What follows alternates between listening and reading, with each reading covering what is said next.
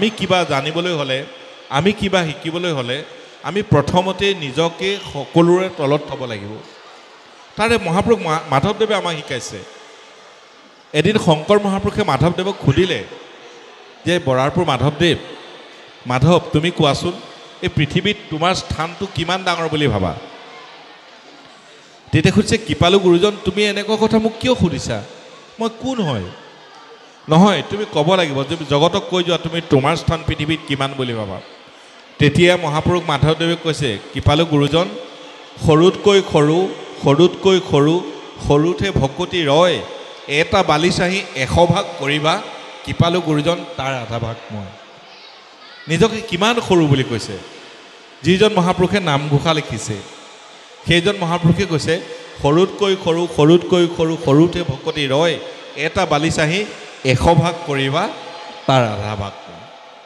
নিজকে ইমান সৰু বুলি ক'ব পাৰিছে আমি পাৰিমনে প্ৰভুসকল মই পঢ়িলোঁ শুনিলোঁ মই আমুক মই তামুক মই DC মই SP মই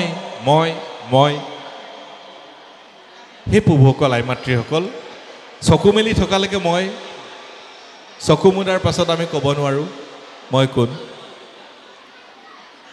গতিকে আমি যেতিয়ালৈকে মই আপোনালোকৰ চৰণত আজি এটাই অনুৰোধ জনাব খোজোঁ সকলোকে ইয়াৰ পৰা আপোনালোকে এটা বাৰ্তা লৈ যাওক সমাজলৈ যে এখন সুস্থিৰ সমাজ গঢ়িবলৈ হ'লে এখন সভ্য সমাজ গঢ়িবলৈ হ'লে এখন ভক্তিপৰায়ণ সমাজ যত্ন কৰিবলৈ হ'লে আমি সকলোৱে প্ৰথমতে দায়িত্ব হ'ব লাগিব দায়িত্বতা আমি শিকিব লাগিব দায়িত্বতা আমি সকলোৱে অৱলম্বন কৰিব লাগিব অকল কথাই নহয় প্ৰভুসকল কামেৰেও কৰিব লাগিব কৰ্মক্ষেত্ৰত আমি কোনে কি কৰিছোঁ নিজৰ কৰ্ম কৰিছোঁ কিন্তু মানুহ হিচাপে আমি সকলো সমান এই দৰ্শনখিনি আমাৰ হাতত যেতিয়ালৈকে থাকিব তেতিয়ালৈকে এজন মানুহে এখন সমাজৰ কাৰণে হিত সাধন চিন্তা কৰিব পাৰিব সেইকাৰণে আপোনালোকে ভক্তি ৰত্নাকৰত ভগৱন্ত কৃষ্ণই বিপ্ৰ দামোদৰ সন্মুখত এষাৰ কথা কৈছে মনত ৰাখক প্ৰভুসকল বিপ্ৰ দামোদৰক সুধিছে যে প্ৰভু তোমাৰ সেৱা মই কেনেধৰণে কৰিম তেতিয়া বিপ্ৰ দামোদৰকে মাধৱে কহন্ত কি বুলি কৈছে শুনক ঐ যদিও মই সকলোৰে হওঁ অন্তৰ্যামী তথাপিতো গুৰু সেৱাতেহে তুষ্ট আমি বিপ্ৰ দামোদৰৰ আগত মাধৱে কহন্ত ভগৱন্ত কৃষ্ণই কৈছে হে সখা যদিও মই সকলোৰে হওঁ অন্তৰ্যামী তথাপিতো গুৰু সেৱাতেহে তুষ্ট আমি মই গুৰু সেৱাতেহে তুষ্ট হ'ম বুলি কৈছে এতিয়া গুৰু সেৱা বুলি ক'লে আমি কি বুজি পাওঁ প্ৰভুসকল গুৰু সেৱা বুলি কওঁতে যদি আমি ৰাতিপুৱা গধূলি ভাগৱতৰ সন্মুখত যাদৱৰ যদুনন্দন মাধৱৰ মধুৰভূষণ গালোঁ ঘোষাচন্দ্ৰ গালোঁ শৰণচন্দ্ৰ গালোঁ গুৰুৰ বাণী গালোঁ সেইটো গুৰু সেৱা বুলি যদি আমি ভাবি আছোঁ প্ৰভুসকল সেইটো আপোনালোকে আজিৰ পৰা আপোনালোকৰ দিমাগৰ পৰা ডিলিট কৰি দিয়ক সেইটো আচলতে গুৰু সেৱা নহয় সেইটো আমাৰ পঞ্চভৌতিক দেহাটো দিনটোত কৰা অনুশোচনাখিনিৰ কাৰণে আমাৰ দেহা শুদ্ধিৰ কাৰণে কৰা ঈশ্বৰৰ ওচৰত কৰা এটা শাক্তিক প্ৰাৰ্থনা গুৰু সেৱা সেইটো নহয় গুৰুজনৰ দ্বাৰা সৃষ্টি যিখিনি সম্পদৰাজি আছে কৃষ্টি সংস্কৃতি সাহিত্য দৰ্শন আধ্যাত্মিক দৰ্শন ধৰ্মীয় দৰ্শন এই গোটেই বস্তুখিনি সমাজত অৰ্থাৎ কৃষ্টি সংস্কৃতি সাহিত্য দৰ্শনসমূহ সমাজত প্ৰচাৰ প্ৰসাৰ কৰাটোৱে হৈছে প্ৰকৃত গুৰু সেৱা আৰু এই গুৰু সেৱাটো আমি কেনেকৈ কৰিবলৈ মোক মাধৱদেৱে শিকাইছে এবাৰ শংকৰ মহাপুৰুষৰ আইগৰাকীয়ে শংকৰ মহাপুৰুষক সুধিলে বোলে প্ৰভু তুমি মাধৱক ইমান কিয় ভাল পোৱা কোনো এগৰাকী আয়ে নিজৰ প্ৰভুজনে আইগৰাকীতকৈ বেলেগক বেছি ভাল পোৱাটো কোনো এগৰাকী আয়ে নিবিচাৰে এদিন আয়ে সুধিলে শংকৰদেৱক যে তুমি মোতকৈ মাধৱক বেছি ভাল পোৱা কিয় ভাল পোৱা এনেকৈ সুধিলে তেতিয়া কৃপালু গুৰুজনে ভাবিলে মই যদি আজি কৈ দিওঁ কথাষাৰ বৰ ডাঙৰ হ'ব গতিকে কাইলৈ ক'ম বুলি ক'লে পাছদিনা ৰাতিপুৱা কৃপালু শংকৰ গুৰুজনাক শুই উঠি তেওঁ পিয়ানীৰ চুকতে বহি আছে সেই সময়তে কি হ'ল আইগৰাকী উঠি আহি ক'লে তুমি কিয় বহি আছা এনে ক'লে এই তোমাক কি ক'ম আৰু হয় মই বাহিৰ ফুৰিবলৈ গৈছিলোঁ জেৰুৱাখন ভগা আছিলে গৰু পোৱালি এটা আছিলে ঠেলা মাৰি দিলোঁ মই গৰু পোৱালিটো মৰি থাকিলে তাকে এতিয়া মই ভাবিছোঁ এতিয়া কি কৰোঁ মই একো ভাবিয়ে পোৱা নাই এই আইগৰাকী চিঞৰ-বাখৰ লগাই দিলে তুমি গোবধ কৰিলা এইটো বোলে ইমান ডাঙৰ অপৰাধ কৰিলা গো হত্যা কৰিলা তুমি মহাপাপী হ'লা তুমি এতিয়া বোলে নৰকলৈ যাব লাগিব আনকি তোমাৰ কাপোৰ কানিকেইটাও চুব নোৱাৰো বুলি অপবিত্ৰ হৈ গ'ল গুৰুজনে আৰু মনে মনে চিন্তা কৰি বহি আছে সেই সময়তে কৃপালু মাধৱদেৱ আহিলে দুইজন যেতিয়া চিন্তা কৰি বহি আছে মাধৱদেৱে আহি সুধিলে কৃপালু গুৰুজন যে আপোনাক সব দুইজনে মন মানি বহি আছে কিয় তেতিয়া বেজাৰ মনে কৃপালু গুৰুজনে ক'লে বোলে বৰাৰপুৰ মাধৱ মই বাহিৰ ফুৰিবলৈ গৈছিলোঁ গৰু পোৱালি এটা আছিলে ঠেলা মাৰি দিলোঁ গৰু পোৱালিটো মৰি থাকিলে এতিয়া আইগৰাকীয়ে কৈছে মই বোলে গোবধ কৰিলোঁ গতিকে মহাপাপী হ'লোঁ মই বোলে এতিয়া নৰকলৈ যাব লাগিব আৰু মোৰ কাপোৰ কানিকেইটাও বোলে তেওঁ এতিয়া চুব নোৱাৰোঁ বুলিছে মই কি কৰোঁ তাকে ভাবি আছোঁ তেতিয়া বৰাৰপুৰ মাধৱে হাঁহি মাৰি কৈছে আইও আপুনি চিন্তা নকৰিব গুৰুজনৰ হৈ নৰকলৈ ময়ে যাম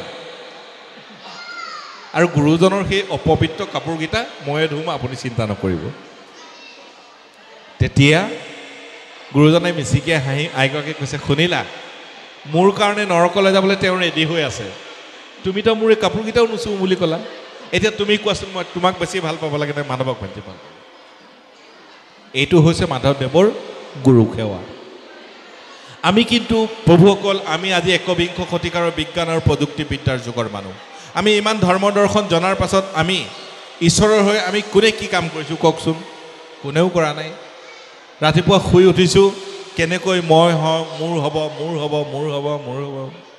সন্ধ্যা হ'ব কেনেকৈ মোৰ লাগে মোক লাগে হয়নে বহু এনেকৈ আমি দিনবোৰ পাৰ কৰি গৈছোঁ সেইকাৰণে আজি আপোনালোকৰ শ্ৰীমুখ দৰ্শন কৰিবলৈ আহিলোঁ কিমান পুণ্য অৰ্জন কৰিলোঁ এইখিনি কেতিয়াও ক্ষয় নহয় গতিকে সেইকাৰণে কৃপালু শংকৰ মহাপুৰুষে আমাক ধৰ্মটো চুটি কৰি আনি শিকাইছে হে প্ৰভুসকল মুখে লোৱা ৰাম হৃদয়ত ধৰা ৰূপ এতেকে মুকুতি পাইবা কহিলো স্বৰূপ মুখে লোৱা ৰাম হৃদয়ত ধৰা ৰূপ এতেকে মুকুতি পাইবা কহিলো স্বৰূপ মুকুতি কেনেকৈ পাব মুখত নাম লোৱা হৃদয়ত ভগৱানৰ ৰূপটো চিন্তা কৰা একদম সহজভাৱে আৰু একো কৰিব নালাগে সেইকাৰণে প্ৰভুসকল আই মাতৃসকল আমি সকলোৱে আজি তাৰিখত আমাৰ এই যে মোৰ অথনিৰ পৰা এটা কথা কওঁ লাগি আছে আপোনালোকৰ আগত কৃপালু শংকৰ মহাপুৰুষে যে আমাক ইমানখিনি দিলে কৃষ্টি দিলে সংস্কৃতি দিলে ধৰ্ম দিলে দৰ্শন দিলে নহয়নে প্ৰভুসকল শুনিছে নাই আপোনালোকৰ কথাটো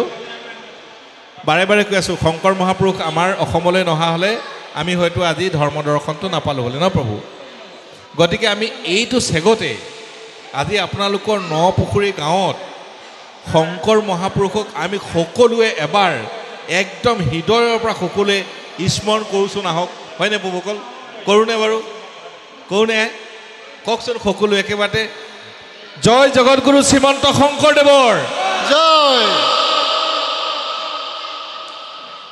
নাই নপুখুৰীৰ নিচিনা নাই লগা সৰুকৈ ওলাইছে ক'বলৈ বেয়া লাগিছে নহয়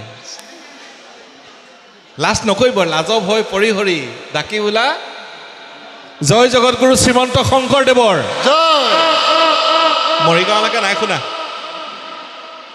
জয় জগতগুৰু শ্ৰীমন্ত শংকৰদেৱৰ জয় পাই গ'ল মৰিগাঁও এই ধ্বনিটো যিমান দূৰলৈকে প্ৰবাহিত হৈছে সিমান দূৰলৈকে কলি নিগ্ৰহ হৈছে পৰীক্ষিতে ক'ব অলপ পাছত আপোনালোকে শুনিব পৰীক্ষিতৰ কলি নিগ্ৰহ আছে শ্ৰীমন্ত শংকৰদেৱ মানুহ নাছিল তেওঁ আছিল জগতৰ ঈশ্বৰ মহাপুৰুষ মাধৱদেৱে ভতিমাত লিখিছে জগজন তাৰণ দেৱ নাৰায়ণ শংকৰ তাৰে অংশ অৰ্থাৎ জগতখন যিজনে তাৰণ কৰি আছে তেওঁ হ'ল দেৱনাৰায়ণ শংকৰ তাৰে অংশ তেনেহন মহান পুৰুষজনক আজি আমি সকলোৱে হৃদয়ৰ পৰা এবাৰ স্মৰণ কৰিলোঁ আপোনালোকৰ নপুখুৰী গাঁৱৰ পৰা গৈ একেবাৰে মৰিগাঁও পাই গ'ল মই এই সভাত নতুনকৈ অহা প্ৰভু সমস্ত আপোনাৰ খবৰ চৰণলৈ সেৱা জনাইছোঁ ভক্তিপূৰ্ণ আলোচনাখিনি আমি আগবাঢ়িবলৈ লৈছোঁ যে ভাগৱতৰ এই বাক্যটোৱে এই ভাগৱতৰ বাক্যশাৰীয়ে গোটেই ভাগৱতখনৰ মূল দৰ্শনটো এইটোৱেই নাৰদে ব্যাসক দিয়া এই উপদেশটোৱেই ভাগৱতখনৰ শ্ৰীমদ ভাগৱতৰ মূল দৰ্শনটো চাবিকাঠিটো সেইটোৱে এইখিনি কথা আজি অন্তত আমি বহলভাৱে এই কাৰণেই আলোচনা কৰিব লাগে। আজিও আমাৰ সমাজত ভক্তি ধৰ্মটো 4টা ভাগত ভাগ হৈ আছে প্ৰভুসকল। শাক্ত, সৌৰ, গানপত্য, হয় নাই প্ৰভুসকল? ভাগ হৈ আছে। যিসকলে গণেশক পূজা কৰে তেওঁলোক হ'ল গানপত্য, যিসকলে শক্তি পূজা কৰে তেওঁলোক হৈছে শাক্ত, যিসকলে সূৰ্যক পূজা কৰে তেওঁলোক হৈ আছে সৌৰ, আৰু যিসকলে ভগৱান বিষ্ণুক পূজা কৰে তেওঁলোক হৈ আছে বৈষ্ণৱ। না প্ৰভু, এই 4টা আমাৰ বৰ্তমান সমাজ ব্যৱস্থাত আছে।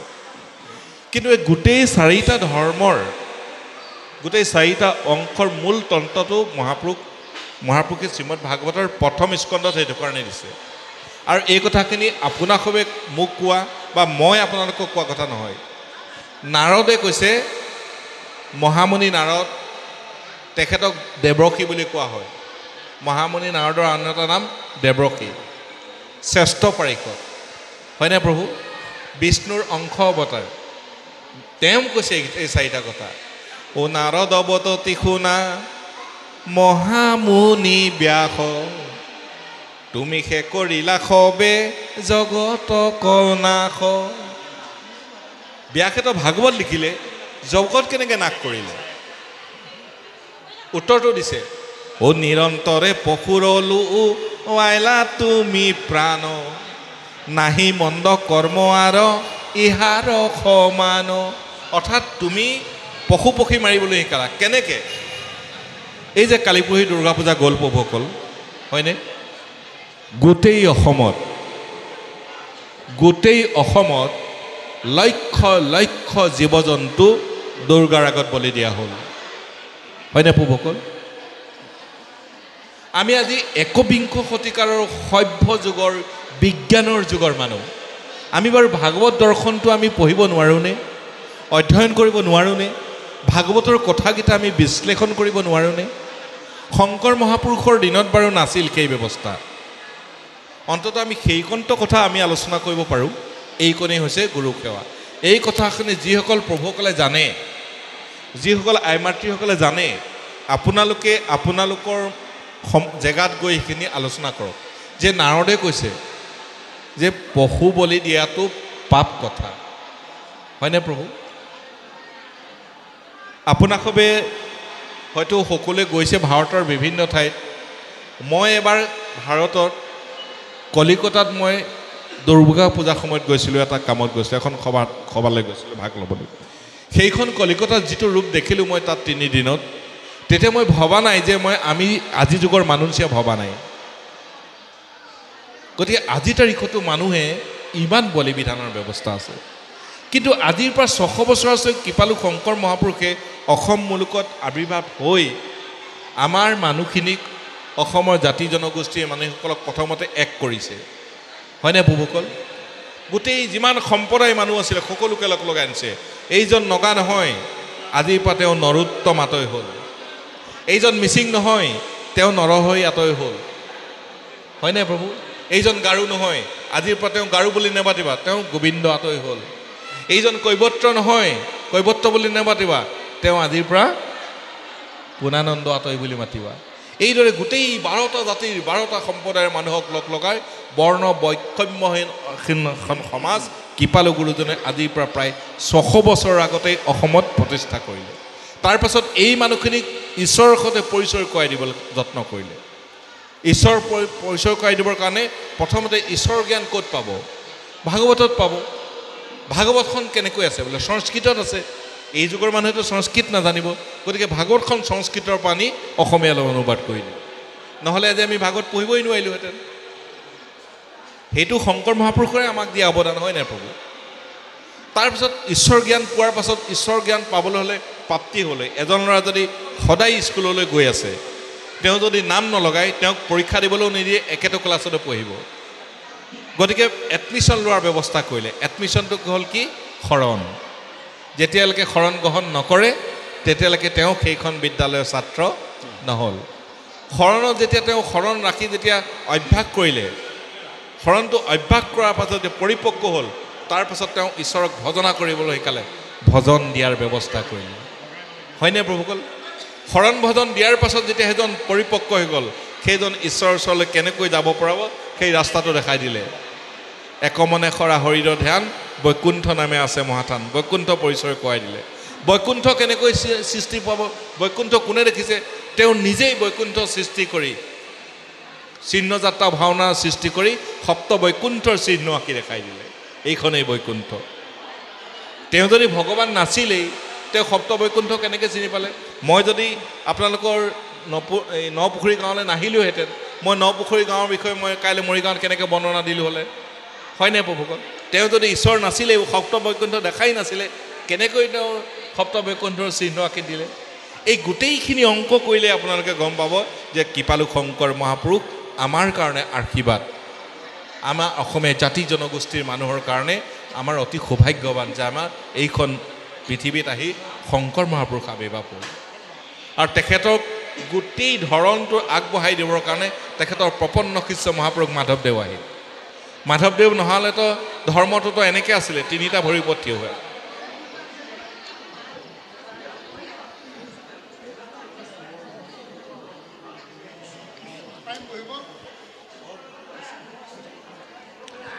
মাধৱ মহাপুৰুষ অসমলৈ নহা হ'লে আমাৰ ধৰ্মটো তিনিটা ভৰিৰ ওপৰত থিয় আছে নাম দেও আৰু ভকত নহয়নে প্ৰভুসকল আপোনাসকল অভিজ্ঞ আপোনাসকলক সুধিছোঁ মাধৱদেৱ অহাৰ আগতেই আমাৰ ধৰ্মটো তিনিটা খুঁটিৰ ওপৰত থিয় হৈছিলে নাম দেও ভকত তেতিয়ালৈকে গুৰু নাছিল যেতিয়া শংকৰ মহাপুৰুষ মাধৱ মহাপুৰুষৰ মহামিলন ঘটিল যাক লক্ষ্মীনাথ বেজবৰুৱাই মণিকাঞ্চন সংযোগ বুলি কৈছে শংকৰক দেখিলে এইজনটো মানুহ নহয় এইজন ঈশ্বৰ হয় মাধৱদেৱ মহাপণ্ডিত আছিল এইজনটো মানুহ নহয় ঈশ্বৰ হয় গতিকে তেওঁ কোন হয় গুৰু হ'ব তেওঁ তেতিয়া গুৰু বন্দনা সৃষ্টি কৰিলে জয় গুৰু শংকৰ সৰ্বগুণাকৰ সকলো গুণৰ অধিকাৰী যাহাকাৰী নাহিকে উপাম কাৰো লগত তুলনা দিব নোৱাৰি গুৰু সৃষ্টি কৰিলে আনি তেওঁ প্ৰথম খালী থকা আসনত বহাই দিলে তাৰ পাছত গুৰুদেও নাম ভকত হৈ গ'ল তেতিয়া পূৰ্ণাংগ হৈ গ'ল হয়নে প্ৰভুসকল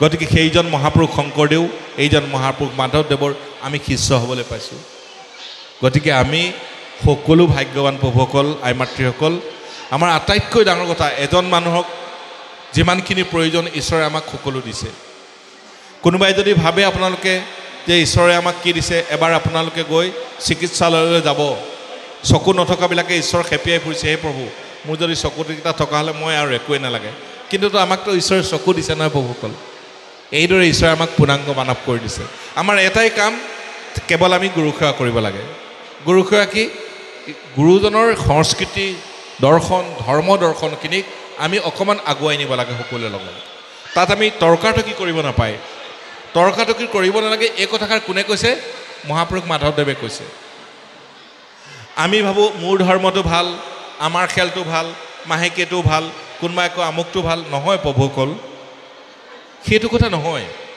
মহাপুৰুষ শংকৰদেৱ মহাপুৰুষ মাধৱদেৱে তেওঁলোকে তৰ্ক যুদ্ধ লগাৰ পাছত মহাপুৰুষ মাধৱদেৱে এষাৰ সোণখেৰীয়া ঘোষা লিখি থৈ গৈছে আপোনালোকে পঢ়িব তৰ্ক শাস্ত্ৰ মহা ব্যাধি মানে ৰোগ ধৰ্মৰ ক্ষেত্ৰত তৰ্ক কৰাটো ডাঙৰ এটা ৰোগ বুলি কৈছে তৰ্ক শাস্ত্ৰ মহা ব্যাধি গতিকে কোনেও ধৰ্মক লৈ তৰ্কাতৰ্কি নকৰিব হোৱাট ইজ ৰিলিজন ধৰ্ম কি ধৰ্ম বুলি প্ৰভু কোনো গোটা বা চেপেটা বস্তু বিশ্ব ব্ৰহ্মাণ্ডত নাই যেনেকৈ এটা পুতলা এটা কিনি আনিলোঁ পুতলাটো চলাবৰ কাৰণে এখন মেনুৱেল লৈ আনিলোঁ মেনুৱেলখনত লিখা আছে যে পুতলাটো কেনেকৈ চলিব ঠিক তেনেকৈ আমি এটা পুতলা হয় আৰু এইখন হ'ল আমাৰ মেনুৱেল ভাগৱতখন আমাৰ মেনুৱেল আৰু এই মেনুৱেলখন দিলে আমাক কোনে মহাপুৰুষ কৃপালু শংকৰদেৱে আৰু এই গোটেই শংকৰদেৱৰ দৰ্শনখিনিক আগুৱাই লৈ গ'ল কোনে বৰাৰপু মাধৱদেৱে সেয়েহে আমি সকলোৱে একত্ৰিত হৈ গুৰুকেইজনৰ মহাপুৰুষ দুজনৰ কৃষ্টি সংস্কৃতি সাহিত্য দৰ্শনখিনিক আজিৰ পৰা আপোনালোকৰ এই নপুখুৰী গাঁৱৰ পৰা আমি যাত্ৰা আৰম্ভ কৰোঁ আহক তেতিয়াহে আমি আহি থকা নতুন প্ৰজন্মৰ যুৱক যুৱতীসকলক বুজাব পাৰিম হে প্ৰভুসকল আপোনালোকে যদি ভাবে যে আমাৰ ল'ৰা ছোৱালী পঢ়া শুনা কৰক ডক্টৰ ইঞ্জিনিয়াৰ উকিল হাকিম হওক প্ৰভুসকল ডক্টৰ ইঞ্জিনিয়াৰ উকিল হাকিম বেৰিষ্টাৰ হওক লগতে তেওঁলোকক নীতি শিক্ষাটোও দিয়ক যদি নীতি শিক্ষাটো নিদিয়ে ডক্টৰ ইঞ্জিনিয়াৰ উকিল হাকিম হোৱাৰ পাছত তেওঁলোকে ডক্টৰ হৈ গুৱাহাটী চহৰত দিল্লী চহৰত থাকিব আৰু আপোনালোকৰ আইগৰাকী ঢুকোৱাৰ পাছত আপোনালোকক বোৱাৰীয়েকৰ কথা মতে নি বৃদ্ধ আশ্ৰমত থৈ আহিবগৈ মোৰ এই কালিনে পৰহি আপোনালোকে ইউটিউবত এটা কবিতা ওলাইছে আপোনালোকে পঢ়িব মই কবিতাটোৰ শেষৰ লাইনটো লিখিছোঁ যিমানেই হওক মোৰ এইখন আপোন ঘৰ পাতি পাৰি মই মাটিতেই শুম তথাপি নেযাওঁ মই বৃদ্ধ আশ্ৰমলৈ কবিতা লিখি ভাল পাওঁ মই কবিতাটো লিখিছোঁ গোটেই অসম তোলপাল লগাই দিছোঁ মানে তাৰ কাৰণে দুখী কিন্তু আমি মোৰ ল'ৰাটোৱে যে মোৰ ডক্টৰ হোৱাৰ পাছত মোক যে নি বৃদ্ধাশ্ৰমত থ'ব তাৰ কাৰণে দুখী ল'ৰাটো বা বোৱাৰীজনী নহয় মই কাৰণ মই তাক সৰুৰ পৰা ঈশ্বৰ শিক্ষা নীতি শিক্ষা দিয়া নাই ৰাতিপুৱা মই শুই উঠাৰ পাছত সি মোক গুড মৰ্ণিং পাপা বুলি ক'লে মোৰ বুকুখন একদম ডাঠ হৈ যায় মোৰ ল'ৰাটোৱে ধুনীয়াকৈ ইংৰাজী ক'ব পাৰিছে কিন্তু মই ল'ৰাটোক তাতকৈ বেছি ভালকৈ শিকাব লাগিছিল বোলে বোপা ৰাতিপুৱা শুই উঠি বৰমাক গৈ কৃষ্ণ বুলি ক'বা বৰদেউতাক গৈ ভৰিকেইটা চুই কৃষ্ণ বুলি ক'বা তুমি গাটো তিয়াই নামঘৰত গৈ একো নেজানিলেও মুক্তি তনিস্পৃহ যিটো ঘোষাবাক গাবা শিকাইছোনে আমি নাই শিকোৱা যদি নাই শিকোৱা সি ডক্টৰ ইঞ্জিনিয়াৰ উকিল হাকিম হ'বগৈ কিন্তু এইদৰে এনেকৈ সমাজত ভকত বৈষ্ণৱৰ মাজত বহি আহি ঈশ্বৰৰ কথা ক'বলৈ নাহে হয়নে প্ৰভুসকল আজি মই যিখন সমাজত জীয়াই আছোঁ ধৰক মই এজন অফিচাৰ মানুহ ধৰক মই DC ধৰি লওক আপোনালোকে মই এজন DC মই কাৰ লগত উঠা বহা কৰিম SP লগত উঠা বহা কৰিম হয়নে জইণ্ট ডাইৰেক্টৰৰ লগত উঠা বহা ইত্যাদি ডাঙৰ অফিচাৰখিনিৰ লগত উঠা বহা কৰিম কিন্তু মোৰ যিদিনা মৃত্যু হ'ব সেইদিনা মোৰ DC আহি মোৰ কাণত নলয় মোক শেষৰ বিদায় দিয়া মোৰ চাঙিখন DCয়ে নবনায় SP জনে নবনায় মোৰ গাঁৱৰ সহজ সৰল মানুহকেইটাই বনাব হয়নে প্ৰভুসকল মোৰ গাঁৱৰ সহজ সৰল আই মাতৃসকল আহি কান্দিবহি মোৰ গাঁৱৰ সহজ সৰল ভাই বন্ধুসকলে চাঙিখন বনাব SP জন আহিলেও ভৰিটোৰ ওপৰত ভৰি দি এনেকৈ বহি থাকিব হাততে কিবা দুটামান লৈ আনিব দিব ঘৰত হয়নে প্ৰভুসকল গতিকে মোৰ পৰম বান্ধৱ কোন আপোনাসব যিসকলে মোৰ শেষ যাত্ৰাত সহায় কৰিব মোৰ শ্ৰাদ্ধপিণ্ড কোনে কৰিব মোৰ গাঁৱৰ সহজ সৰল মানুহখিনিয়ে কৰিব DC SP ডক্টৰখিনি আহি নকৰে গতিকে প্ৰভুসকল আমি চহা মানুহ গুৰুজনে আমাৰ এই ধৰ্মটো গণতান্ত্ৰিকভাৱে চহাসকলৰ কাৰণে দিছে কি বুলি কৈছে পদ্মহস্ত মুখ কৰ্ণ বাক্য আছে যাৰ হৰিৰ নামত সমস্তৰে অধিকাৰ গুৰুজনৰ দৰ্শন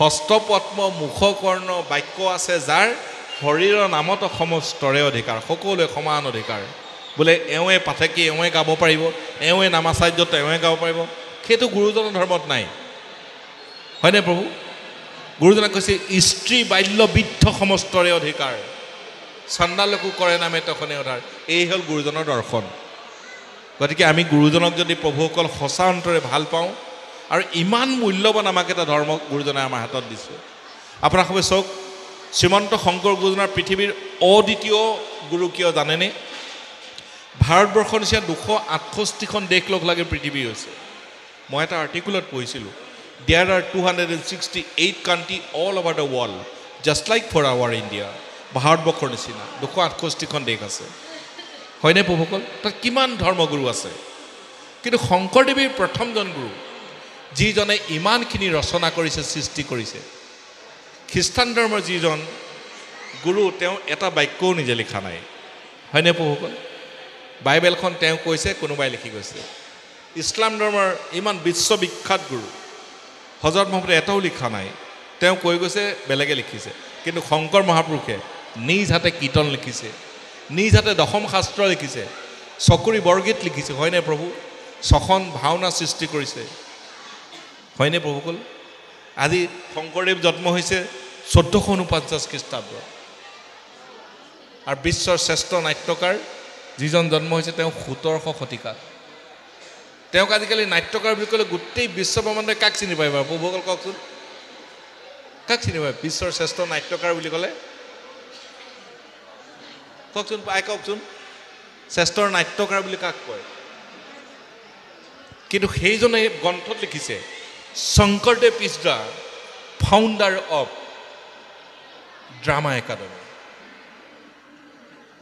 যিজনে গোটেই বিশ্ব ব্ৰহ্মাণ্ডই তেওঁক নাট্যকাৰ বুলি কয়, সেইজনে তেওঁ গ্ৰন্থত লিখিছে শংকৰদেৱ হৈছে পৃথিৱীৰ প্ৰথমজন নাট্য সংস্কৃতি সৃষ্টিৰ ইতিহাস ৰচয়িতা। হয়নে প্ৰভু? গতিকে সেইজন শংকৰ মহাপুৰুষৰ আপোনাক সবে শিষ্য। নাৰদে স্পষ্ট ভাষাৰে কৈছে আকস্মিতে লোকক কৰেলা হিংসা ধৰ্ম। হয়নে প্ৰভু? এতিয়া তেতিয়াহ'লে যিমানখিনি আমি ধৰ্ম কৰা হৈছে, প্ৰাণী হিংসা কৰাটো এটা হয়নে প্ৰভু গৰিহিত ধৰ্ম। আকস্মিতে লোকক কৰাইলা হিংসা ধৰ্ম। এটা গৰু, এটা ম'হ, এটা পাৰ, এটা ছাগলী আমি যেতিয়া বলি দিওঁ, হয়নে প্ৰভুসকল, সেইটো আমি গৰিহিত কৰ্ম হ'লনে নাই প্ৰভুসকল? আমি আজি যিমানখিনি বৈষ্ণৱসকল আইমাতৃসকল গোট খাই আছোঁ, আমি যদি সাদিন খাত্ৰাতি আমি সকলো যত্ন কৰোঁ, আমি এটা পাৰ চৰাই সৃষ্টি কৰিব পাৰিমনে প্ৰভুসকল? নোৱাৰোঁ। যদি আমি তাক সৃষ্টি কৰিব নোৱাৰোঁ, তেতিয়াহ'লে তাক আমাৰ মৃত্যুদণ্ড দিয়া, মাৰিব পৰা অধিকাৰ আমি ক'ত পালোঁ? আৰু দুৰ্গা মাতৃ আমাৰ মাতৃ বুলি কৈছোঁ। কোন মাতৃ আছে নিজৰ সন্তানৰ তেজ খাব? তেনেকুৱা মাতৃ আছেনে আইসকল? নিজৰ পুত্ৰ লাগিলে যিমানেই বেয়া নহওক, গোকৰ্ণ কাহিনীটো কৈ দিম, আপোনালোকে কান্দিয়ে যাবগৈ। হয় নাই প্ৰভুসকল? যদি ক'বলৈ কয় আপোনালোকে গোকৰ্ণ কাহিনীটো কৈ দিম, হয় নাই প্ৰভু? পৃথিৱীত তেনেকুৱা কোনো মাতৃ নাই নিজৰ সন্তানক বলি দি তেজ খাব। সেইবোৰ কেৱল আমি আমাৰ পেট পোষণৰ কাৰণে কৰিছোঁ। কুকুৰ এটা যদি আপোনালোকৰ ঘৰত মৰে, কি কৰিব আপোনালোকে? ধুনীয়াকৈ কুকুৰটো নি পেলাই পুতি থৈ দিবগৈ শ্মশানত। সেই কুকুৰৰ নিচিনাই ছাগলী এটা মৰিলে কিন্তু শ্মশানটো মই মোৰ পেটত। হয়নে প্ৰভুসকল? কুকুৰ এটা মৰিলে তাক আমি টানি নি চুচৰাই নি শ্মশানত পুতি থৈ দিম। ঠিক কুকুৰটোৰ সমানেই যদি এটা ছাগলী এটা যদি ঘৰত মাৰোঁ, তা আমি গোটেই ঘৰখনৰ মানুহে পেটত শ্মশানটো দি দিওঁ। সেইকাৰণে আমাৰ পেটত গেষ্ট্ৰিক হয়। আমাৰ ভিতৰত থকা যিখিনি যন্ত্ৰ পাতি লোহৰ বা বাঁহৰ নহয়, চব মাংসৰে হয়। হয়নে প্ৰভুসকল? এখিনি মাংস গলি যাবৰ কাৰণে ৭২ ঘণ্টা সময় লাগে, চায়েন্সে কৈছে। ৭২ ঘণ্টা এইখিনিত পৰি আছে।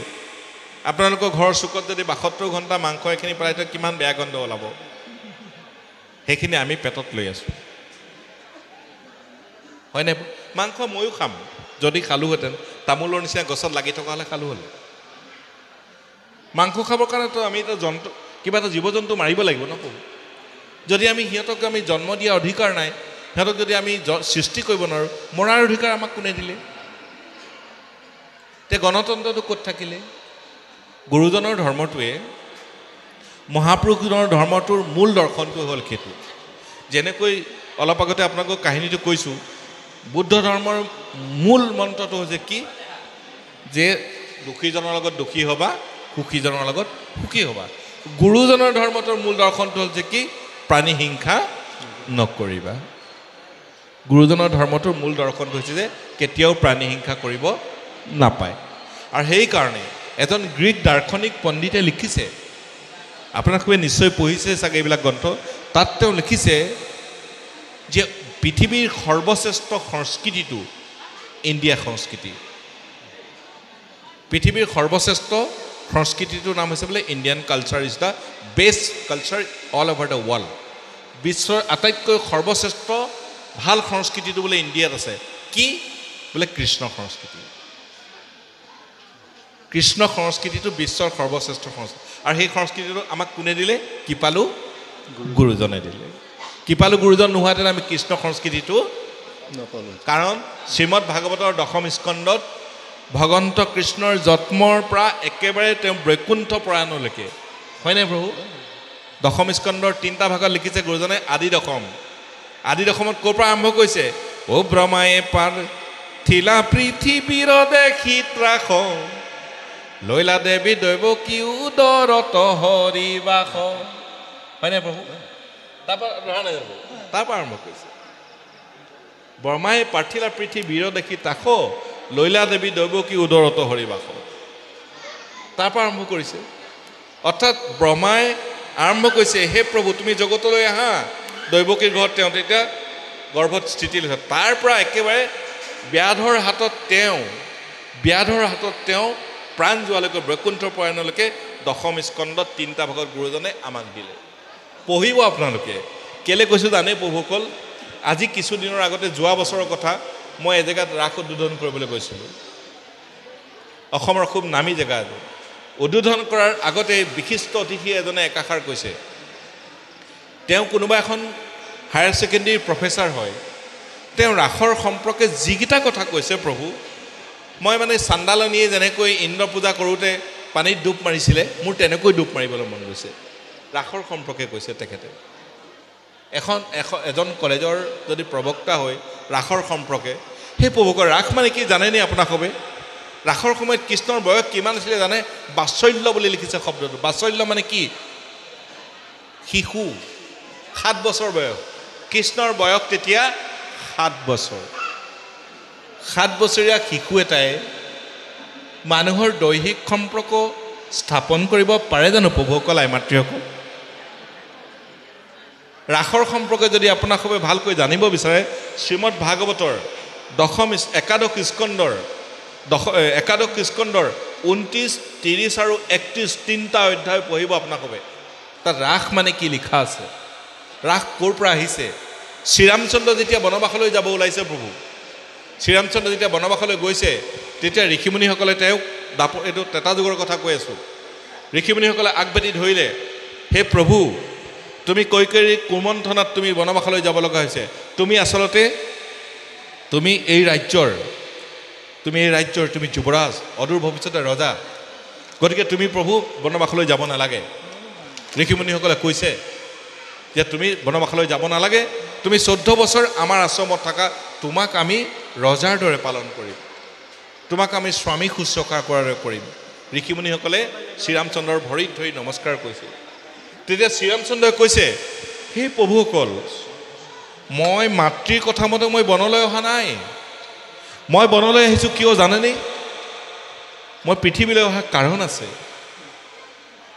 মই 3জন ভকত সৃষ্টি কৰিব লাগিব ৰাম অৱতাৰ হৈ 3জন সৃষ্টি কৰিলে না প্ৰভু হনুমন্ত জাবৱন্ত আৰু বিভীষণ 4 যুগত 6জন ভকত হৈছে ৰাম অৱতাৰ 3জন সৃষ্টি কৰিলে হনুমন্ত জাবৱন্ত আৰু বিভীষণ তেওঁ ৰাৱণক মাৰিবৰ কাৰণে বৈকুণ্ঠৰ পৰাই পাৰিলে হ'লে হয় নাই প্ৰভু ৰাৱণক মাৰিবৰ কাৰণে তেওঁ ৰাম অৱতাৰ হোৱা নাই জগতৰ কল্যাণৰ কাৰণে ঈশ্বৰ কি কাৰণে পৃথিৱীলৈ অৱতাৰ হয় 3টা কাৰণে সংস্কৃতি যেতিয়া নাশ হৈ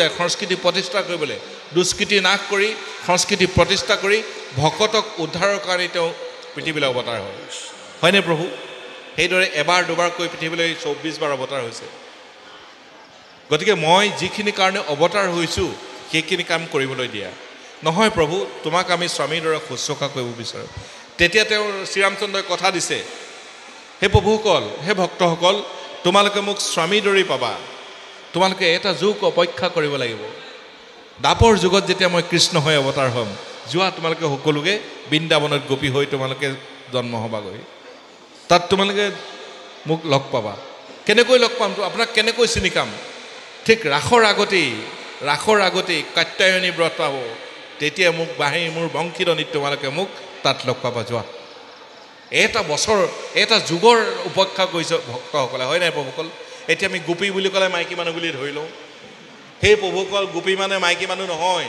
গো মানে বেদ পি মানে পান কৰা অধ্যয়ন কৰা অৰ্থাৎ যিসকলে বেদ পান কৰে অৰ্থাৎ বেদ মানে হ'লে জ্ঞান যিসকলে ঈশ্বৰৰ জ্ঞান অধ্যয়ন কৰে সেইসকলকে গোপী বোলে গোপী বুলি ক'লে মাইকী মানুহ নুবুজায় প্ৰভুসকল হয়নে প্ৰভুসকল আমাৰ ভুল ধাৰণা আছে গোপী মানে মাইকী মানুহ নহয় গো মানে বেদ পি মানে পান কৰা মানে অধ্যয়ন কৰা যিসকলে ঈশ্বৰৰ জ্ঞান অধ্যয়ন কৰে সেইসকল আপোনালোক সকলো গোপী আমি সকলো গোপী নহয় প্ৰভু নহ'লে হে কৃষ্ণ স্বামী বুলি আমি নকলোঁ হ'লে মতা মানুহেতো স্বামী বুলিতো নকয় মাইকী মানুহে স্বামী বুলি কয় সেই মাধৱদেৱে তেতিয়াহ'লে ভুলকৈ লিখি দিলে নি হে কৃষ্ণ স্বামী তেতিয়াহ'লে মতা মানুহে গাব নাপায় আৰু সেইটো হে কৃষ্ণ স্বামী আপোনালোকে নাগাব কাৰণ আপোনালোকে গোপী নহয় গণতান্ত্ৰিক কথাবোৰ তেনেকৈ সেই শ্ৰীৰামচন্দ্ৰই তেনেকৈ এটা যুগৰ পাছত দাপৰ যুগত টাটা যুগৰ পৰা গৈ দাপৰ যুগত লগ পাইছে।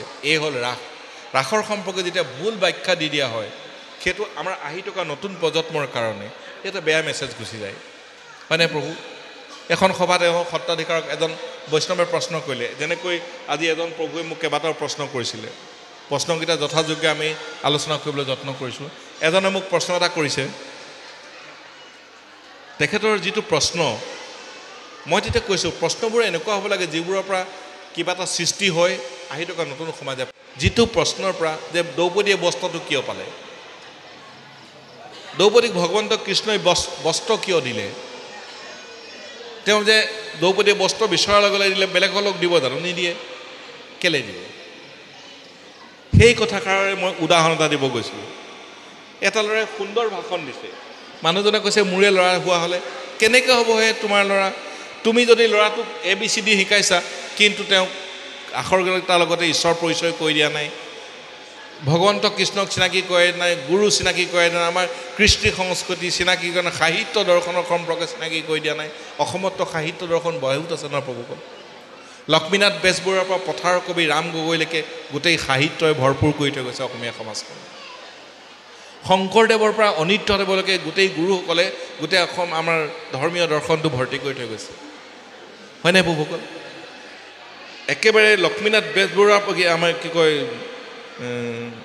জ্যোতিপ্ৰসাদ ৰাভাৰ পৰা ডক্টৰ ভূপেন হাজৰিকালৈকে আমাৰ অসমীয়া সংস্কৃতি জগতখন ভৰ্তি কৰি থৈ গৈছে। গোটেই সাহিত্য দৰ্শন সকলো আছে আমাৰ।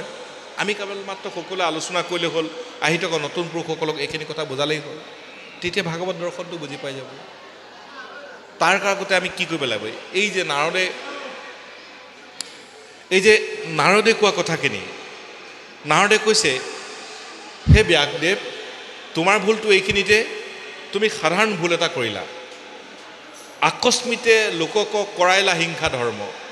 হে প্ৰভুসকল, এতিয়াও যদি আমি হিংসা ধৰ্ম কৰি আছোঁ, আপোনাসৱৰ সবাউতীয় চৰণত মই মোৰ কীৰ্ত নমস্কাৰ জনাইছোঁ, ভক্তিপূৰ্ণ সেৱা জনাইছোঁ। আপোনালোকে হিংসা ধৰ্মটোৰ পৰা পৰিহাৰ কৰক, হয়নে প্ৰভু? হিংসা ধৰ্মটো পৰিহাৰ কৰক। আজি যুগৰ ল'ৰাই, আজিবিলাক সকলো বিজ্ঞানৰ ল'ৰা, এতিয়া আত্মা পৰমাত্মা বুলি ক'লে সিহঁতি বুজি নাপাব। এতিয়া মই চাইছোঁ সভা সমিতিবিলাকত য'ত জীৱনত ভাষণ দিবলৈ যাওঁ, যুৱক যুৱতীসকল নাহে। কেলে নাহে যুৱক যুৱতীসকল?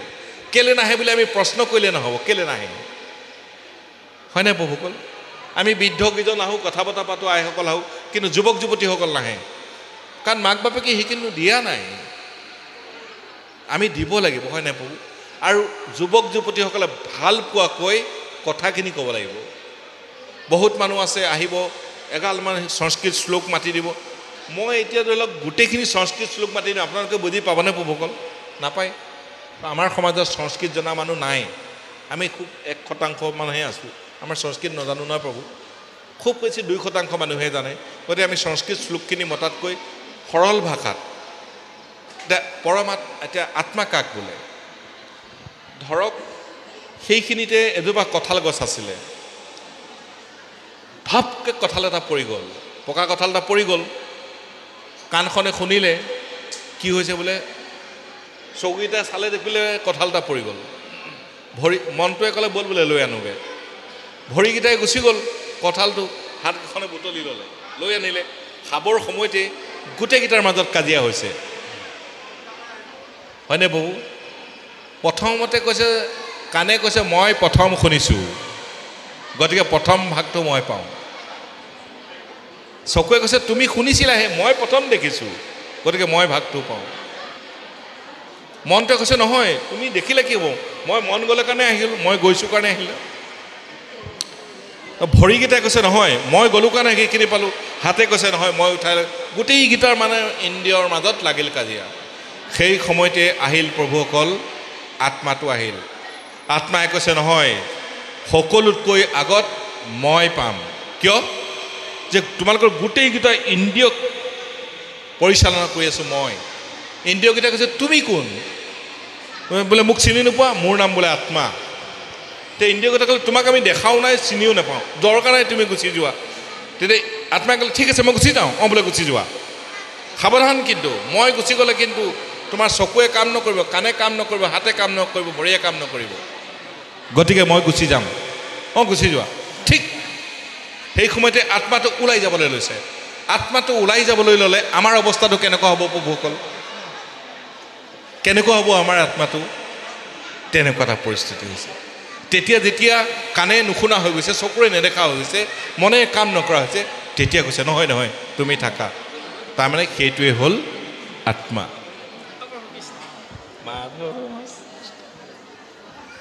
কৃষ্ণ। গতিকে প্ৰভুসকল, আমি ইমানখিনি আপোনালোকক জনাইছোঁ, জানিব বিচাৰিছোঁ, আমি জানিবলগীয়া কথা। এই ভক্তি দৰ্শনটো যেতিয়ালৈকে আমি হৃদয়ত স্থাপন কৰিব নোৱাৰিম। ধৰ্ম শব্দৰ অৰ্থ হৈছে ধাৰণ কৰা। ধাৰণৰ ভিতৰত প্ৰথমটো হৈছে আমাৰ বিশ্বাস। বিশ্বাসতকৈ ডাঙৰ ধৰ্ম বিশ্ব ব্ৰহ্মাণ্ডত একোৱেই নাই। কৃষ্ণ।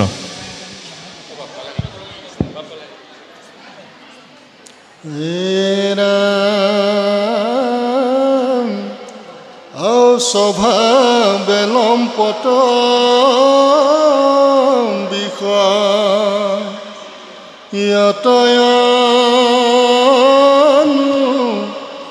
ৰাগ স্বৰ্গ পাইব বুলি ৰংগে কাতৈ হংস সাগ এৰাম কৰৈ নানা হিংসা ধৰ্ম নানা দেৱ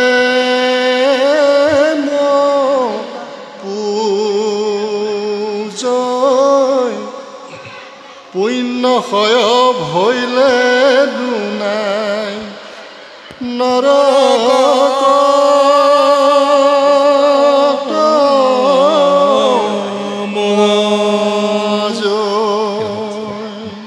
কৃষ্ণ। স্বভাৱে লম্পট, আমাৰ কথা কৈছে, মানুহৰ কথা কৈছে, হয় নাই বহু? কোনোবা এজন ব্যক্তিক কোৱা নাই, আমাৰ মানুহ জাতিটো স্বভাৱে লম্পট। আমি সকলোৱেই স্বভাৱে লম্পট বুলি কৈছে, আমাৰ সকলোৱে স্বভাৱত লম্পট। আমি স্বৰ্গ পাম বুলি আমাৰ উদ্দেশ্য কি? স্বৰ্গ। আমি যে যাগযজ্ঞ কৰোঁ, বলি বিধান কৰোঁ, পূজা পাতল কৰোঁ, আমাৰ লক্ষ্য কি? আমি স্বৰ্গ লাভ কৰোঁ। আপোনালোকে নিশ্চয় বাইবেল পঢ়িছে, যিসকল নাই পঢ়া আপোনালোকে অসমীয়া অনুবাদ আছে পঢ়িব। তাত এনেকৈ যেনেকৈ আমাৰ শ্ৰীমদ ভাগৱতৰ প্ৰথম যিটো গুৰুজনে লিখা মংগল আচৰণ, গুৰুজনে লিখিছে মংগল আচৰণত গুৰুজনে প্ৰথম কৈছে, ভগৱন্তক প্ৰাৰ্থনা কৰিছে, জয় জয় কৃষ্ণ কৃপা ময় মহেশ্বৰ যাৰ যজ্ঞ ক্ষীৰে বহে ব্ৰহ্মাহৰি। ঠিক তেনেকৈ আপোনাক হবে অসমীয়া অনুবাদ আছে, বাইবেল আনি পঢ়িব, তাত লিখিছে, সেই মানুহসকল, সেই ক্লান্ত পথিকসকল, তোমালোকে যদি স্বৰ্গ বাঞ্ছা কৰা মোৰ কাষলৈ আহিবা, মই তোমালোকক স্বৰ্গ ৰাস্তা দেখুৱাই দিম। বাইবেলৰ প্ৰথম স্কুল পঢ়িব আপোনাক হ'ব। তেওঁলোকৰ লক্ষ্য কি? স্বৰ্গ। কিন্তু কৃপালু গুৰুজনে কি কৈছে? স্বৰ্গ নহয়। আমাৰ কৃপালু গুৰুজনে কি কৈছে? স্বৰ্গ নহয়। স্বৰ্গ এনেকুৱা এটা খন্তেকীয়া ঠাই, যেনেকৈ মোৰ পকেটত পইচা 20,000 লৈ মই দিল্লী গ'লোঁ, হয়নে প্ৰভুসকল? উদাহৰণ, পইচাকেইটা শেষ হোৱাৰ আগে আগে মই ঘূৰি আহিব লাগিব, কাৰণ পইচা শেষ হ'লে বোলে দিল্লীত মোৰ স্থান আৰু নাই। স্বৰ্গটো হ'ল অস্থায়ী জেগা। আমাৰ কৃপালু গুৰুজনে কৈছে, পুণ্য যিমান দিনলৈকে থাকে থাকিব, যদি পুণ্য শেষ হৈ আকৌ আহিব, পুণ্য ক্ষয় ভৈলে পুনু নৰকত মজে। এজন ৰজাৰ কাহিনী আপোনালোকে সকলোৱে জানে। দেৱতাসকলক ৰক্ষা কৰি আছিলে শতাংগ ৰজাই, নহয় প্ৰভু? দেৱতাসকলৰ ইমানেই শক্তি আছে, চিন্তা কৰক, তেওঁলোকে দৈত্য দানৱৰ ভয়ত শতাংগ ৰজাক ৰখীয়া পাতি থৈছে। শতাংগ ৰজাই দেৱতাসকলক ৰখি আছে। হুলস্থুল বন্ধ কৰক আইসকল বা সমস্ত। ৰখি থাকোঁতে থাকোঁতে থাকোঁতে থাকোঁতে থাকোঁতে শতাংগ ৰজাৰ শেষত কি হ'ল? সময় শেষ। দেৱতাসকলে ক'লে, হে ৰাজন, তুমিতো আমাক বহুত সহায় কৰিলা, ইমান দিন থাকিলা, এতিয়া বোলে তোমাৰ যাব সময় হৈছে, তুমি যোৱাগৈ বোলে। তেতিয়া শতাংগ ৰজাই সুধিলে, মোৰ আৰু কিমান দিন সময় আছে? তেতিয়া কৈছে তোমাক কি বৰ লাগে লৈ লোৱা বোলে কিমান দিন সময় বোলে 2 দণ্ড হাই 2 দণ্ডত মই কি কৰিম বোলে অৰ্থাৎ তেওঁ স্বৰ্গত থাকিব নোৱাৰিল তাকে উদাহৰণ দিছোঁ দেৱতাসকলক যিজনে ৰক্ষা কৰি আছিল তেওঁ কিন্তু স্বৰ্গত স্থায়ী নহ'ল গতিকে আমি কোন গতিকে হে প্ৰভুসকল কৃপালু গুৰুজনে কৈছে স্বৰ্গবাঞ্ছা তোমালোকে নকৰিবা একমনে শুনা শৰীৰৰ ধ্যান বৈকুণ্ঠ নামে আছে মহাথান আপোনালোকৰ কাৰণে ৰেডি কৰি থৈছে জেগাডোখৰ নাম কি বৈকুণ্ঠ যাৰ পৃথিৱীত বিপৰীত শব্দ নাই দিনৰ বিপৰীত ৰাতি ধুনীয়াৰ বিপৰীত এলাগী জ্ঞানীৰ বিপৰীত অজ্ঞানী স্বৰ্গৰ বিপৰীত নৰক হয় নাই প্ৰভুসকল কিন্তু কৃপালু গুৰুজনে সৃষ্টি কৰা ভকতৰ কাৰণে সৃষ্টি কৰা ঠাইডোখৰৰ নাম যিটো তাৰ বিপৰীত শব্দই নাই বৈকুণ্ঠৰ বিপৰীত শব্দ আছে নে আইসকল প্ৰভুসকল সেই হ'ল শংকৰদেৱ পৃথিৱীৰ অদ্বিতীয় ব্যক্তি আৰু সেইডোখৰ জেগা কাৰ কাৰণে থৈছে ভকতেহে তাৰ নামক জানয় অভকতে তাৰ গন্ধক নাপায় সিদ্ধান্ত দি গৈছে একমনে শুনা শৰীৰৰ ধ্যান বৈকুণ্ঠ নামে আছে মহাথান ভকতে তাৰ নামক জানয় অভকতে তাৰ গন্ধক নাপায় অৰ্থাৎ ভগৱন্ত কৃপালু গুৰুজনে আমাক বৈকুণ্ঠ পৰায়ণৰ কাৰণে অৰ্থাৎ বৈকুণ্ঠলৈ যাব কৈছে তাত কিয় কাৰণে কৈছে আমাৰ লক্ষ্য হ'ল আনন্দ বিচাৰি আনন্দ ক'ত আছে পৰমাত্মাক যাক আমি পৰমানন্দ বুলি কওঁ চাব আপোনালোকে জুই ধৰ্ম কি জুই যিমান তলত জ্বলাওক জুই ওপৰলৈ গতি কৰিব কি কাৰণে জুই সৃষ্টি সূৰ্যৰ পৰা হৈছে গতিকে নিজৰ স্থানলৈ গমন কৰে জুই গতাই ঊৰ্ধ্বগতি পানী আপোনালোকে যিমান তলত পাৰিব তাতকৈ তললৈ যাব কাৰণ পানী সৃষ্টি হৈছে ক'ৰ পৰা ভূগৰ্ভৰ পৰা গতিকে জন্মস্থানলৈ যাব বিচাৰে আমাৰ আত্মাবিলাকো সদায় পৰমানন্দৰ ওচৰলৈ যাব বিচাৰে সেইকাৰণে আমি সদায় আনন্দ বিচাৰি থাকোঁ সেইকাৰণে কৃপালু গুৰুজনে কৈছে বৈকুণ্ঠলৈ যাবলৈ আপোনালোকে সাজু হোৱা কেনেকৈ পাবা কেৱল মাত্ৰ ভকতৰ সংগৰ যোগেদি ভকতৰ সংগতে পাব আপোনালোকে বৈকুণ্ঠৰ যোৱাৰ ৰাস্তা সেইকাৰণে কৃপালু শংকৰদেৱে কৈছে ভকতৰ সংগলৈ যোৱা মহাপুৰুষ মাধৱদেৱে কৈছে কৃপাৰ সাগৰ দৈৱকী নন্দন পুৰায়ো মনৰ কাম ভকতৰ সংগ সদানুগোচক মুখে তোমাকৰ নাম আমাৰ মতক সম্প্ৰদায়ৰ যিজন কৃপালু মহাপুৰুষ অনিৰুদ্ধদেৱে লিখিছে তেখেতৰ ভক্তিমংগল কোৱা শাস্ত্ৰত এবে প্ৰাণ কৃষ্ণ সৎসংগে দিয়া ঠাই সৎসংগবিহীনে লোকৰ যত জাতি কৈলে ভৈল বস্ত্ৰস্বৰূপত এতেকে খামফলো বুলিও কয় কুলীন সদন অৰণ্য সন্মুখত চৰণৰ ধূলা লম্বে হৰিভকতৰ অনিৰুদ্ধদেৱে লিখিছে শংকৰদেৱে শিৱৰ মুখে কোৱাইছে হৰ কৃষ্ণ তুচি নামাকো হুকবুগ নামাকো মুকুতি তোমাৰ চৰণে মাত্ৰ থাকুকো ভকতি মুখে লোক নাম মূৰ কৰ্ণে তব কথা হৃদয়ত পাদপদ্ম থাকুকো সৰ্বথা সজ্জনৰ সংগ নগু চক সৰ্বক্ষণ এতেকে প্ৰসাদ মাগো তোমাৰ চৰণ শংকৰদেৱ মাধৱদেৱ গোপালদেৱ অনিৰুদ্ধদেৱ মহাপুৰুষসকলৰ দৰ্শন ভকতৰ সংগলৈ অহা কেলে ভকতৰ সংগত আহিলে মানুহৰ পাপ মোচন হ'ব হয়নে প্ৰভুসকল সেইকাৰণে আপোনালোকক সদৌতি সমাজ আদি সভাত উপস্থিত থকা সমস্তজন মোৰ বৈকুণ্ঠৰ প্ৰায়ত ভক্তবৃন্দ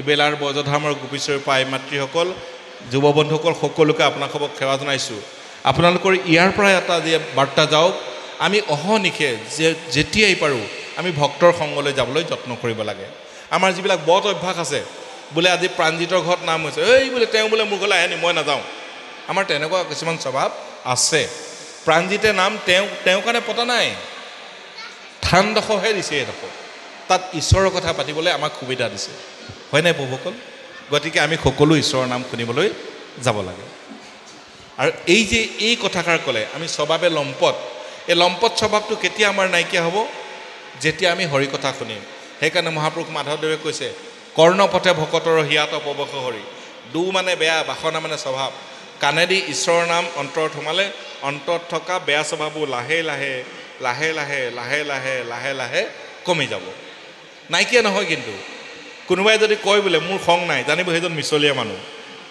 কোনোবাই যদি কয় বোলে মোৰ লোভ নাই সেইজন আৰু মিছলীয়া মানুহ কাৰণ এইবোৰ ঈশ্বৰ প্ৰদত্ত গুণ ঈশ্বৰে দিছে আমাক কাম ক্ৰোধ লোভ মোহ দম্ভ অহংকাৰ এইবোৰ আমাৰ আছে প্ৰভুসকল নাই নহয় এইবোৰ উপশম ঘটিব কেনেকৈ ঘটিব অকণমান অকণমানকৈ ভকতৰ সংগত বহি সদায় যদি আমি হৰি কথা শ্ৰৱণ কৰোঁ শুনোতে শুনোতে শুনোতে শুনোতে শুনোতে শুনোতে কমি যাব সেই মোৰ শ্ৰদ্ধাৰ প্ৰভু সমস্ত বৈকুণ্ঠৰ প্ৰায়ত ভক্তবৃন্দ ব্ৰজধামৰ গোপীশ্বৰ পাই মাতৃসকল ৰামস্বৰূপ মোৰ যুৱ বন্ধুসকল আপোনাক সভাপতিৰ চৰণত সেৱা জনাইছোঁ। মই 5 ঘণ্টা সময় আপোনাৰ খবৰ ওচৰত ইমান দেৰি ঈশ্বৰৰ কথা আমি পাতিলোঁ। মোৰ পুৱা এটা অনুষ্ঠান আছিল আৰু এতিয়া নিশালৈ মোৰ এটা মৰিগাঁৱত এটা অনুষ্ঠান আছে। ইয়াৰ পাছতে আপোনালোকৰ সকলোৰে প্ৰিয় মোৰ মৰমৰ সুহীন আমাৰ প্ৰাণজিৎ বাপজন আহিছে। তেওঁ আপোনালোকক পৰৱৰ্তী অমৃত বৰ্ষণ কৰিব। পাখি অনুপাতে পক্ষী উৰিব পাৰে হয় প্ৰভু, মই তেনেই ঘনিকা চৰাই চিলনী সমান উৰিব নোৱাৰোঁ। অদূৰ ভৱিষ্যতে যদি আপোনালোকক লগ পাওঁ আকৌ একেখন মঞ্চত, সেই সম্পৰ্কত আমি বিশেষকৈ আই মাতৃসকলে কি কৰিব দৰকাৰ আছে, গুৰু ধৰ্মত আই মাতৃসকলৰ স্থান কি হয়, যিখিনি প্ৰাসংগিক কথা, যুৱকসকলৰ প্ৰাসংগিক কাম কি আছে, প্ৰভুসকলৰ আমাৰ কৰণীয় কি আছে, এইখিনি কথা আমি সকলোৱে এদিন সমূহ আলোচনা কৰিম। ইতিমধ্যে আমাৰ বাপজনো আহি পাইছেহি, গতিকে আমি এইখিনি কথা আপোনাৰ খবৰ চনলৈ আগবঢ়াওঁতে আমাৰ জাত মাত সুৰ সঞ্চা শ্লোক ভতিমা শব্দ উচ্চাৰণে শত সহস্ৰ কৌটি কৌটি গুণ অপৰাধ ঘটিছে প্ৰভুসকল। মনুষ্যৰ অসংময় ভাৱে যদি এইখিনি আপোনাৰ খবৰ ওচৰত উপস্থাপন কৰোঁতে হ'ব পৰা সমস্তখিনি অপৰাধক ৰক্ষা কৰি জনমে জনমে আপোনাৰ খবৰ শ্ৰীচৰণত ঠাই দি প্ৰভু ভগৱন্ত চৰণৰ ভক্তি কৰিবলৈ শক্তি দি কল্যাণে কৃপা কৰিবলৈ আপোনাৰ সভাপতিৰ চৰণলৈ এভাগি মহাপুৰুষীয়া ঘোষাৰে আমি আজি আমাৰ পৰৱৰ্তী অনুষ্ঠানটি মোৰ পৰম সুহিত প্ৰাণজিৎ বাপুলৈ আগবঢ়াইছোঁ। কৃষ্ণ ও ৰাম যেন নপাহৰো আমি ঈশ্বৰ মাধৱ যত্মে যত্মে হুকমূৰ ভকতে বান্ধৱ ৰাম সদায় মুখতে থাক ৰাম কৃষ্ণ নাম এহিহে প্ৰসাদ মাগো তোমাৰ চৰণ ৰাম এহিহে প্ৰসাদ মাগো তোমাৰ চৰণ